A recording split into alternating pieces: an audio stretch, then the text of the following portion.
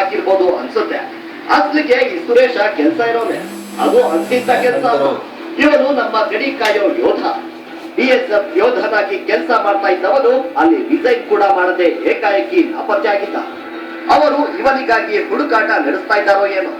ಇತ್ತ ಇವನು ತನ್ನ ಊರಾದ ಬೆಳಗಾವಿ ತಾಲೂಕಿನ ಕಟ್ಟಿನಬಾವಿ ಗ್ರಾಮಕ್ಕೆ ಬಂದು ಬಿಟ್ಟಿದ್ದ. ಕಳೆದೆರಡು ತಿಂಗಳಿನಿಂದ ನಕಲಿ CBI ಕಾರ್ಡ್ ಅನ್ನ ಇಟ್ಕೊಂಡು ಓಡಾಡ್ತಾ ಇದ್ದ. ಈಗ ಕಾರ್ಯದರ್ಶಿಯ ಕಾರ್ ಎತ್ಕೊಂಡು ಬಂದು ಸಿಕ್ಕಿಬಿದ್ದ. ಅಂದ ಹಾಗೆ ಇವನು ಆ ಕಾರನ್ನ ಅದರ ನಿಜವಾದ ಓನರೇ ಬಂದು ನೋಡಿದ್ರು ಗೊತ್ತಾಗದಷ್ಟು ಬದಲಿಸಿದ್ದ. ಜೊತೆಗೆ ಅದಕ್ಕೆ ಆರ್ಮಿಯನ್ನು ಓಡ ಹಾಕೊಂಡಿದ್ದ.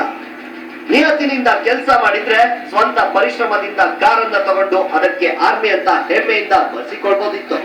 ಈಗ BSF ಯೋಧನೊಬ್ಬ ಹೀಗೆ ಕಳ್ಳನಾಗಿ ಬದಲಾಗಿದ್ದು ಮಾತ್ರ ನಿಜಕ್ಕೂ ದುರಂತ. ಹುಬ್ಬಳ್ಳಿಯಿಂದ ಗುರುರಾಜ್ ಹುಗಾರ್, ಸುವರ್ಣ ನ್ಯೂಸ್. ಟ್ರೈನಿಂಗ್ ನಲ್ಲಿ, ಸರ್ವಿಸ್ ನಲ್ಲಿ ದೇಶಭಕ್ತಿ, ಪ್ರಾಮಾಣಿಕತೆಯ ಪಾಠಗಳನ್ನ ಕೇಳಿಕೊಂಡು ಬೆಳೆದಂತಹ ಸುರೇಶನಿಗೆ ಇಂಥ ಬುದ್ಧಿ ಯಾಕೆ ಬಂತೋ ಗೊತ್ತಿಲ್ಲ.